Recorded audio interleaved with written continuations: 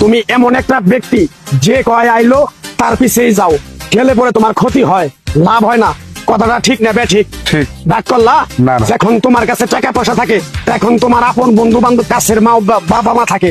যখন তোমার কাছে টাকা পয়সা থাকে না, তোমার আত্মীয় স্বজন কোনো বন্ধু বান্ধব তোমার কাছে থাকে না। কথাটা ঠিক না বে ঠিক? ঠিক। রাগ করলা? না, না। এই কথাগুলো আগে পিছনে কোনদিন বলছিলা? না। তুমি মানুষের পিছনে যায় হাজার হাজার টাকা পয়সা নষ্ট করো, তোমার পিছনে এসে কেউ 10টা টাকা ক্ষতি করে না।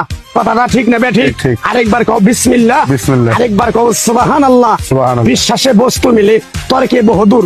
তোমার যে কথাগুলো বলছি সত্য বলছি না মিথ্যা বলছি? সত্য। তুমি এমন একটা ব্যক্তি, মানুষের দুঃখ কষ্ট দেখতে পারো না, তার পাশে যাই দাঁড়াও, তারা এসে তোমার পিছন থেকে ক্ষতি করার জন্য ঘুরে।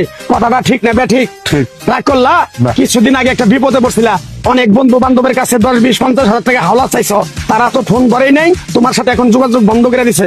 কথাটা ঠিক না বে ঠিক? ঠিক, ঠিক। রাগ করলা? না, না।